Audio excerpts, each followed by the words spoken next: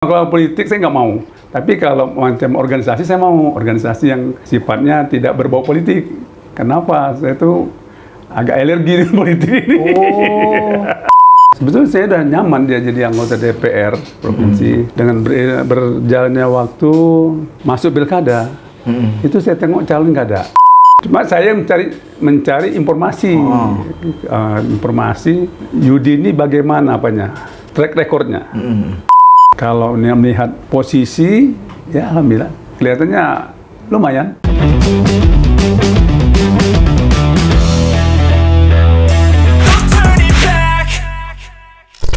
Assalamualaikum warahmatullahi wabarakatuh. Selamat siang, selamat sore, selamat malam, dan selamat pagi dimanapun Anda berada. Mudah-mudahan Anda semua dalam kondisi sehat dan tidak kekurangan suatu apapun. Terima kasih bagi Anda yang terus mantengin channel ini, dan bagi Anda yang baru bergabung, monggo di subscribe channel ini dengan cara diklik tombol subscribe di bawah, dan jangan lupa tinggalkan jejak like, komen, ataupun share apabila video yang kami upload dirasa bermanfaat. Oke, tak perlu panjang lebar, kembali lagi kita di Begesah.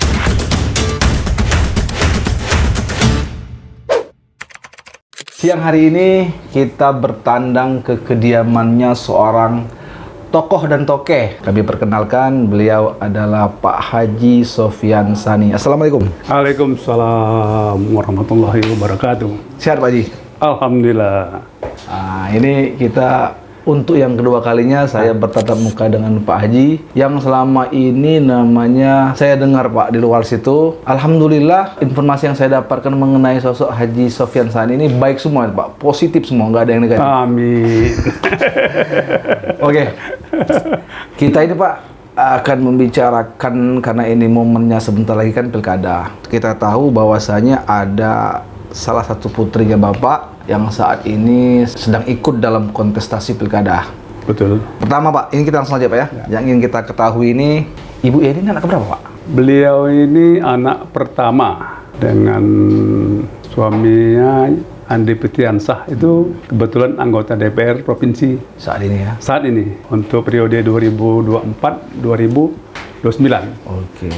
Seperti kita bilang di awal tadi Pak ya, Pak Ensani kan bisnismen yang berkecimpung di bidang perkebunan juga Pak ya. Betul. Nah, Ibu Yeni ini Pak, anaknya putrinya Bapak ini kan, katakanlah dia ini kan basicnya nih pendidikan nih. Betul. Nah, kenapa tiba-tiba atau nggak tahu tiba-tiba atau memang sudah didesain dia terjun ke politik awalnya? Ini siapa ini Pak yang menjadi role modelnya Ibu Yeni ini? Apa Bapak suruh atau gimana? Mohon dijelaskan Pak. Kebetulan waktu itu memang betul dia tuh dari basicnya itu dari pendidikan. Memang waktu itu saya berpikir wanita tuh harus basicnya itu ke pendidikan agar dia bisa minimal untuk keluarga, untuk anak-anaknya, mendidik anaknya. Sesuai berjalannya waktu itu menurut saya nggak pernah berpikir untuk politik waktu itu.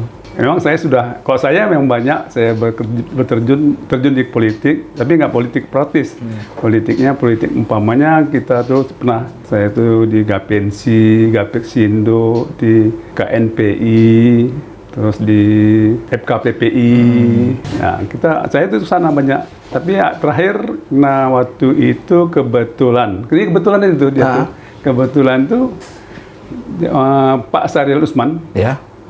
Beliau itu mantan Gubernur Sumatera Selatan, menjadi ketua Nasdem. Nah, ketua Nasdem, ada teman saya tuh mengajak anak saya jadi ke partai, ke partai Nasdem awal-awalnya. Tapi saya kan berpikirnya karena dia ini kegiatan ibu rumah tangga, saya kepingin cobalah kita majukan dia supaya itu berpolitik. Tapi politiknya saya bilang politik rumah tangga aja, jangan langsung politik terus, saya bilang. Ya, sesuai berjalannya waktu, Pak Syariel Usman tuh mendorong dia untuk terjun ke politik. Sebenarnya saya belum mau. Tahun berapa itu Pak? Tahun 2015, 19. Jadi dia tuh cuma setahun itu. Mas tahun, jadi ikut berpolitik dengan Nasdem ya. Kebetulan aja nih. Jadi waktu itu Pak Syariel mengajak dia untuk duduk di DPR provinsi 2019-2024. Jadi saya bilang sama anak saya, Kalau memang si omnya nyuruh ya coba aja, tapi ambil nomor yang nggak usah jauh aja, nomor 3, nomor 4, jangan nomor 1. Kalau nomor 1 itu berat, apanya bebannya. Nah, sudah berjalan waktu, tahu waktu masuk nomor urut nomor 1. Nasdem untuk dapil 5. Ya. Dapil 5. Jadi pesan dari beliau itu, bilang sama papa kau, kalau papa kau nggak mau ngurus kau, om yang ngurusinya. Wah, saya tertantang ini.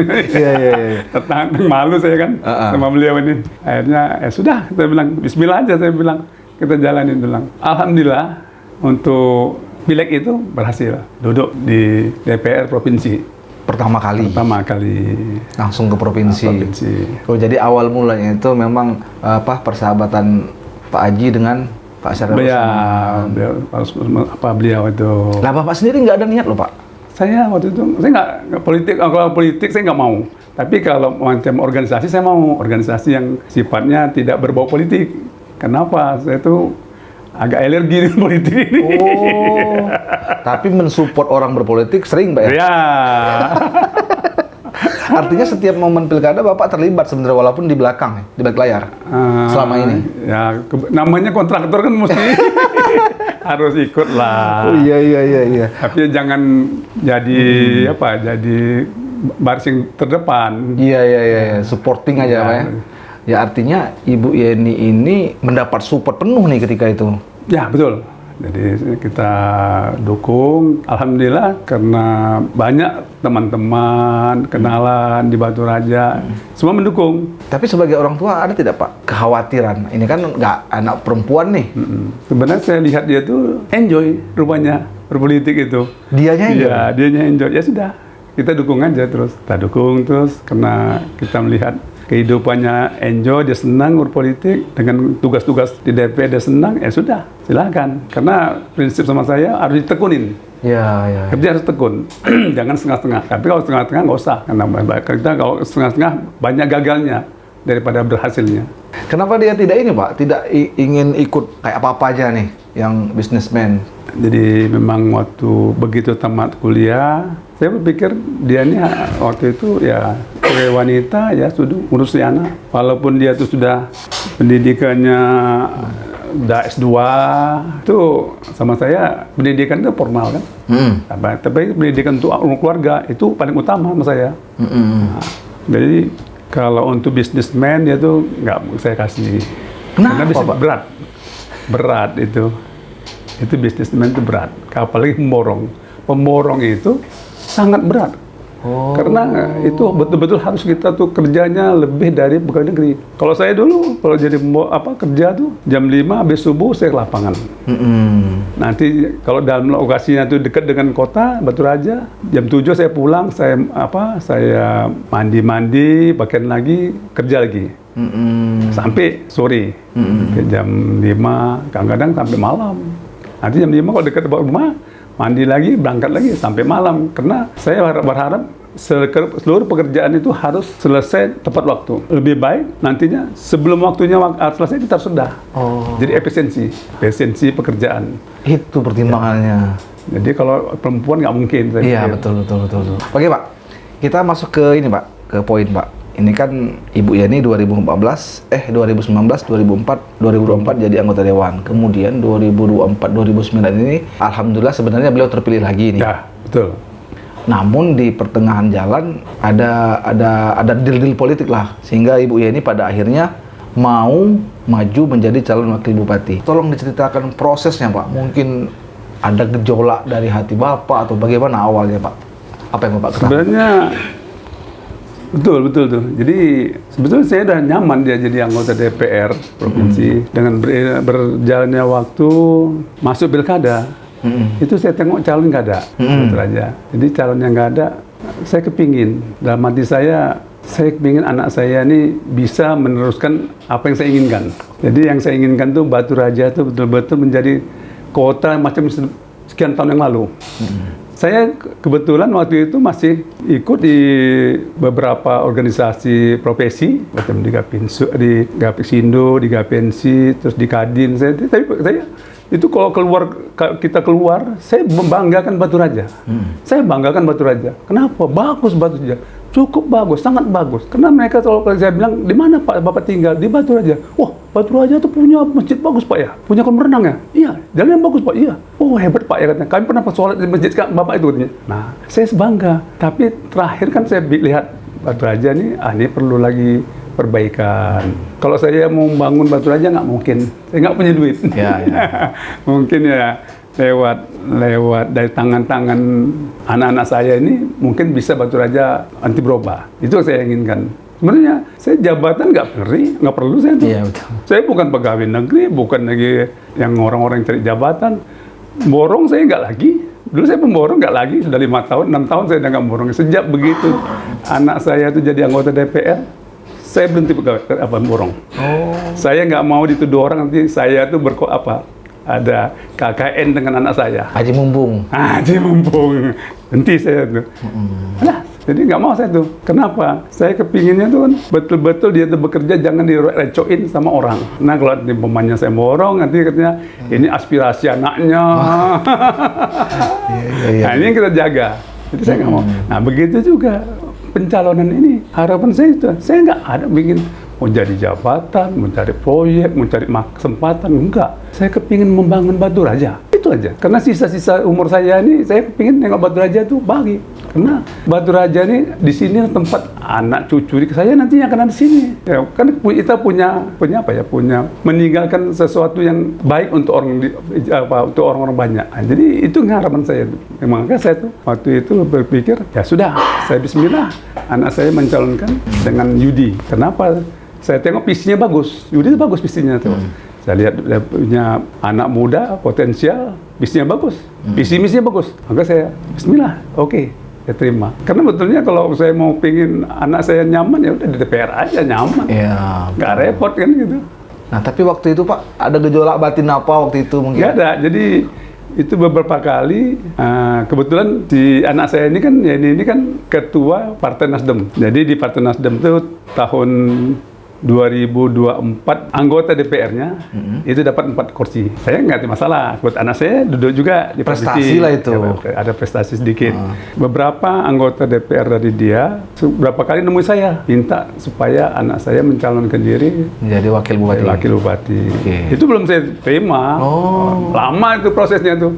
Ada 3 bulan nggak mau saya itu. Apa Pak yang menjadi pertimbangannya? Pertimbangan saya waktu itu saya menunggu siapa yang calon yang bagus buat Batu Raja. Oke. Itu aja. Dah, berapa kali mereka bertemu, saya belum ada tanggapan. Artinya ada yang lain dong masuk ke Bapak sebelumnya. Di saat durasi waktu itu. Nggak ada. Cuma saya mencari informasi. Informasi Yudi ini bagaimana track recordnya. Selama dia duduk di DPR, dia menjadi anggota DPR yang berapa tahun dia jalankan, itu saya pelajarin. Saya lihat bagus, visi misinya bagus. Itu yang keempat temuan akhirnya saya setujuin. Tapi waktu itu saya baru bilang setuju itu baru ketemu dulu, ingin ketemu sama Yudinya karena kan saya belum pernah ketemu. Nah, waktu kita bicara, kan saya pancing-pancing dia cerita gimana masalah pembangunan, masalah untuk masa depan Oku gimana. Dia cerita, akhirnya oke, jam 11 malam tuh saya putuskan, oke, saya terima. Dia bilang, sama syarat dia bilang, kita terima aja. Titik poinnya Bapak menerima niatan YPN menggandeng Ibu Eni. Ini kayaknya benar nih. Iya, jadi betul. Jadi titik poinnya tuh saya harus mengambil sikap, karena waktu sudah mepet. Ya. Kalau nggak saya putuskan, ini kan akan ngambang. Ya. Jadi saya putuskan, karena saya sudah berpikir, sudah melihat, mendengar dari masyarakat, banyak yang masyarakat bilang, ya sudah, coba anak Pak Haji itu maju ke sama itu. Itu banyak kawan-kawan dari Batu Raja, dari Palembang minta supaya buat perubahan katanya. Karena tapi sesudah saya sudah saya pelajarin, akhirnya saya putuskan, oke, pokoknya saya tidak lagi berpikir macam-macam. Bismillah, anak saya itu bisa menjalankan nantinya apa yang diinginkan masyarakat Oku. Karena sesuai dengan apa yang dibicarakan si Yudi sama saya yakin. Karena Yudi itu orang muda tuh biasa kalau nggak mau neko-neko. Karena orang muda tuh nggak pingin kaya, belum mau pingin kaya. Kenapa? Masih muda.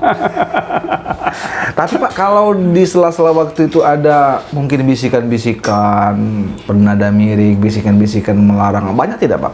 Ya ada lah, tapi kan kita relatif lah, namanya manusia, kan gitu. Karena kalau kita berpikir yang negatif, kita nggak bisa dapat positif, nggak dapat positif kita. Tapi belajar dari negatif kita akan dapat positif. Saya kepingin itulah hanya membangun kabupaten aku. Saya banyak berkorban tentunya untuk aku, memang aku maju.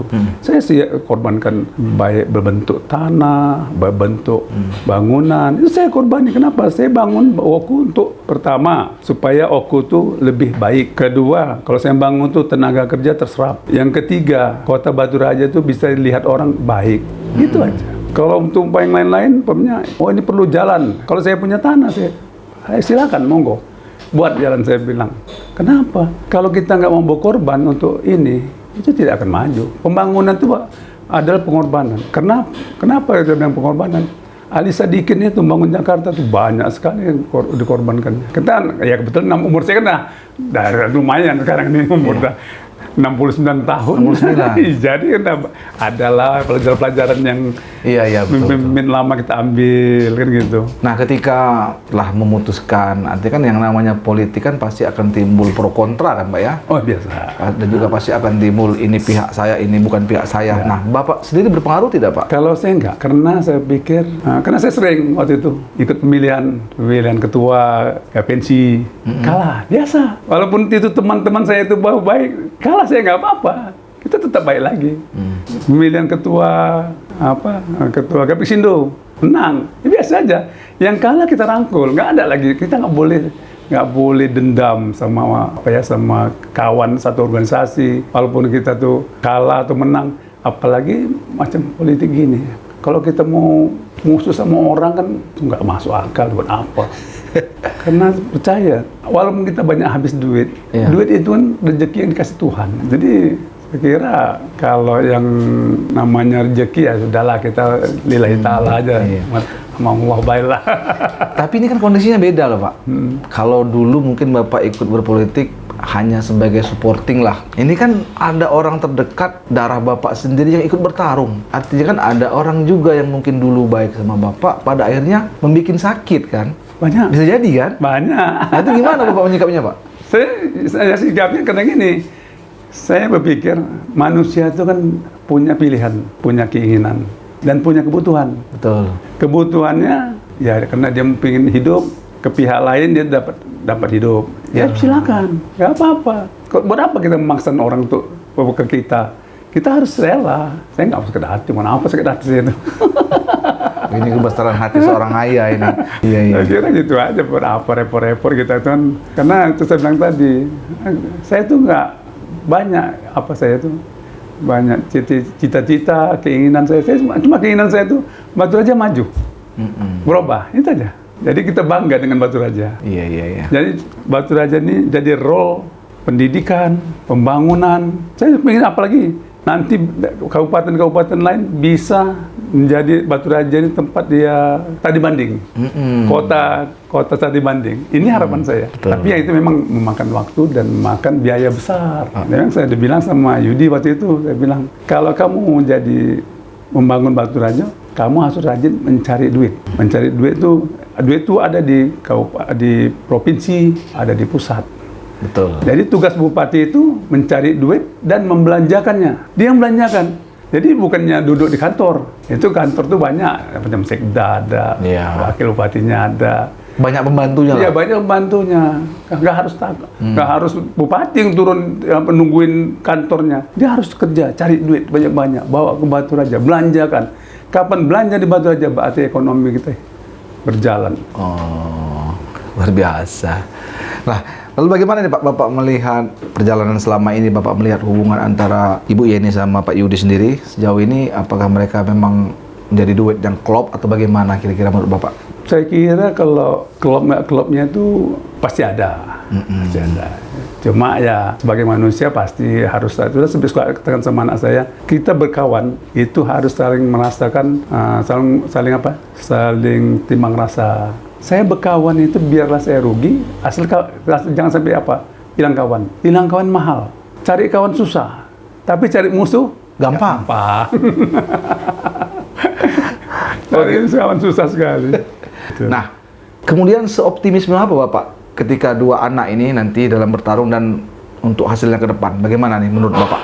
Ya, karena gini, saya belum pernah dengar dari mereka-mereka ini, Pak Yudi, Tom Yudi, yang membuat satu kegaduhan, misalnya muncul permasalahan. Begitu juga anak saya juga menjual anak saya tuh, memasangkan anak saya itu betul-betul, memang saya sudah yakin anak saya itu tidak akan berbuat macam-macam. Oke. Begitu juga saya lihat pasangannya itu Yudi itu kelihatan bersama. Nggak macam-macam. Nggak macam-macam. Kan mereka bintang sama kelihatan. Kalau bicara bintang Iya. sama. Lahirnya tanggal bulannya sama bulan mereka. Cuma beda hari, beda tanggal. Jadi saya kira sifatnya sama. Jadi pekerja. Memang anak saya pekerja. Jadi saya tekankan waktu dia di DPR, saya bilang, nak kita nih anggota DPR ini dipilih oleh rakyat, bekerja untuk rakyat. Dan kalau kita bekerja itu sekarang dibayar. Kalau kamu dulu sekuliah, apa nih yang bayar kamu? Sekarang pemerintah bayar, kerja. Makanya itu anak saya nggak pernah tinggal untuk ikut punker. Pokoknya semua ikut semua. Tapi tetap rumah tangga tetap diapainnya. Ya Sabtu Minggu kalau pas dapat di Batu di Palembang saya perhatiin ngurusi anaknya apa ya. Itu bagus saya pikir. Jadi makanya tuh saya tuh yakin sama dia tuh dia bisa mengatur waktu untuk kehidupan dia walaupun dia perempuan. Saya senang nengok dia tuh bisa bagus. Kadang-kadang sama saya juga ya ketemu sama kita. Kebetulan saya di Palembang, dia ke tempat saya mana anaknya ya bisa. Kalau saya kadang-kadang saya ke rumah dia, saya tanya mana, siapa, mamanya, pergi belanja, bagus. Oh, masih ke pasar? Pasar, Sabtu Minggu pasar. Jadi kalau anaknya ibu ini manggil Bapak Yai ya? Atau. Oke Pak, nah sebagai seorang ayah, sebagai seorang papa, dan sebagai pemain politik juga lah bisa dikatakan Pak Yansani ini, melihat peta sekarang ini gimana Pak? Petanya, alhamdulillah bagus. Tapi saya berharap pilkada ini aman, itu aja. Jadi kita harus, kalau kita kalah, legowo harus siap kalah, siap menang. Jangan nantinya kita menang kita aporia macam-macam, yang jadi membuat sakit hati yang kalah, nggak boleh, itu nggak boleh. Jadi kalau melihat posisi, ya alhamdulillah kelihatannya lumayan apa, unggul nih? Ya, kita bilang unggul, kita nanti duluin yang pucuk. Kalau soal situasi Pak, mungkin kan Bapak juga mendengar obrolan warung kopi, mungkin di grup-grup WA. Bapak tahu tidak suasananya panas? Saya nggak ambil pusing itu. Saya ngambil yang positif aja lah. Oh. Karena kita buat apa mikirkan yang bukan kita ya, bukan kemampuan kita. Lepasnya aja. Oh, berarti ibarat kata ini api, Bapak nggak kerasa panas Pak ya? Iya, nggak ada, saya itu nggak ada. Tapi tahu tidak sebenarnya ada gejolak-gejolak itu? Walaupun tahu, saya buang aja. Nah, ini bagus ini. Jadi nggak ambil pusing, tetap kita konsen kepada jalan. Saya tetap jalan, saya kadang walaupun begini, saya tetap hiburan kemana-mana. Saya ke luar negeri, masih saya pergi-pergi. Kalau jalan sama teman-teman kemana umpamanya, ke Bangka, ayo oke, ke Lampung, oke, nggak ada masalah sama saya. Jadi walaupun PKD, silakan jalan aja. Nggak harus kita terlalu kelihatannya serius sehingga makan pikiran, waktu macam saya nggak mau tuh. Kenapa? Ya, terus saya bilang tadi, saya nggak punya kepentingan apa-apa, saya kepingin bangun Oku aja. Tapi kalau Bapak melihat kondisi Batu Raja gimana sekarang Pak? Apa yang menurut Bapak kurang? Maka itu saya melepaskan anak saya itu untuk itulah. Oke. Untuk supaya mungkin saya bisa menyumbang pikiran. Karena ya membangun itu gampang. Cuma kuantitasnya harus dijaga. Kan itu. Terus ajas manfaatnya. Tapi dibangun kalau nggak manfaat buat apa? Kualitasnya nggak bagus. Kuantitasnya kurang. Iya. Nah ini yang kita harus rubah. Sebelum kita masuk ke segmen terakhir Pak, ini menjawab pertanyaan isu di masyarakat. Ibu Yeni itu orang Batu Raja bukan? Batu Raja, campur dia tuh. Lahir di sini dia. Oh. Lahir di sini. Dia SD-nya SD 2, TK-nya Seperius. Jadi SMP-nya SD-nya SD 2, SMP-nya SMP 2 juga SMP 2 dia tuh. SMP 2, SMA 1, terus pindah ke Palembang, baru kuliah lagi di apa Unsri. Oh. Kuliah Unsri. Alhamdulillah. Jadi anak-anak saya itu di Unsri semua. Jadi lahir SD, SMP, SMA di sini, Iya. kuliah di situ. Nah itu guys, menjawab pertanyaan ini banyak yang nyebut, "Wih, ini bukan orang sini Pak," katanya. Udah ada baik. Pak, terakhir Pak, pesan kepada Ananda, Yeni, dan saat ini mereka sedang berjuang, berikhtiar untuk menuju perubahan. Silakan Pak, mungkin monggo disampaikan. Jadi pesannya saya itu ya bekerjalah, berjuanglah dengan ikhlas, tulus, dan jangan berpikir memoles yang jelek supaya jauh apa. Jadi menutup-nutupin yang jelek. Jadi apa? Terbuka. Apa yang akan kita program kita apa harus dilaksanakan nantinya ke depan itu. Nah, udah tuh ya mudah-mudahan mereka sehat-sehat dan doa masyarakat yang saya harapkan supaya mereka tuh bisa jalan sesuai dengan keinginan mereka untuk memimpin Oku ini. Amin. Lagi Pak? Saya kira untuk sementara Cukup. itu dulu, cukup dulu. Oke. Terima kasih. Mungkin. Bagaimana perkembangan perekonomian kita saat ini Pak, khususnya yang para kontraktor lokal saat ini Pak? Nah, ini betulnya sebenarnya saya tuh melihat para pengusaha, khususnya pengusaha di bidang jasa konstruksi ya. Itu akhir-akhir ini mereka tuh kelihatan macam kehilangan arah. Itu kenapa saya bilang kehilangan arah? Tidak ada pembinaan dari pemerintah atau pemerintah pusat, pemerintah provinsi, pemerintah daerah. Itu nggak ada sama sekali. Beda zaman kami dulu. Kita dulu dibina, kontraktor tuh dibina, terus kita kerja tuh ada aturannya. Jadi kita ada diarahkan agar kenapa? Kita tidak rugi. Kita tidak rugi akhirnya kontraktor tuh. Kalau sekarang ini saya perhatiin, ya banyak yang mengeluh.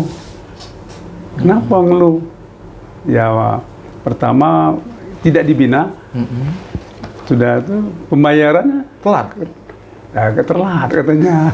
Bertahun-tahun malah. Jadi kalau kita dulu zaman kami dulu waktu banyak kita almarhum Rahman Borobudur, almarhum Saripudin itu kita kalau dulu tuh suka ngumpulnya acaranya di kedai kopi.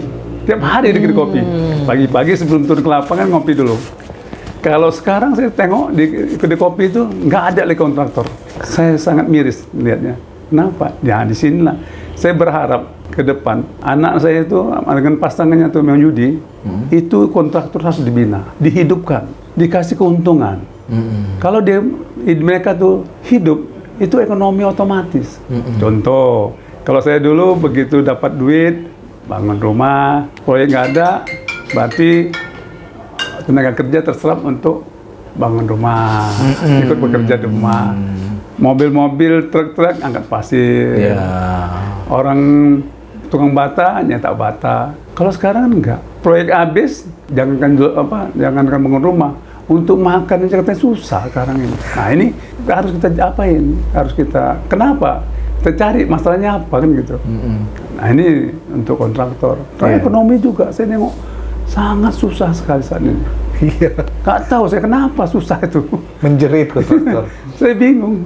Jadi, nah ini saya pikir, kenapa zaman kami dulu bisa enak, kontraktor itu hidup, pembangunan itu banyak. Banyak pribadi. Jadi swasta yang bangun, bukan swasta pemerintah. Jadi kalau kami dulu dapat duit, bangun sana, bangun sini. Dia begitu dibangun, berarti kalau membangun itu berarti tenaga kerja terserap. Jadi transisi antara habis proyek dari bulan 1 sampai bulan 6 itu masih ada orang kerja, bangun rumah, rehab rumah. Jadi masih ada. Kalau sekarang kan enggak. Jadi begitu bulan 12 selesai kerja, bulan 1, bulan 2 sampai bulan 6 nggak kerja, tukang orang kerja nggak ada kerja. Ekonomi nggak berputar. Nggak berputar Pak, betul Pak. Pasar sepi. Kenapa? Nggak ada duit. Nah kemana duitnya nih? Nah saya nggak tahu kan duitnya. Yang tahu kamu asal duitnya. Jadi itulah. Tambahan tadi ya. Oke. Rokok kontraktor lagi berubah sekarang, nggak tahu beli lagi.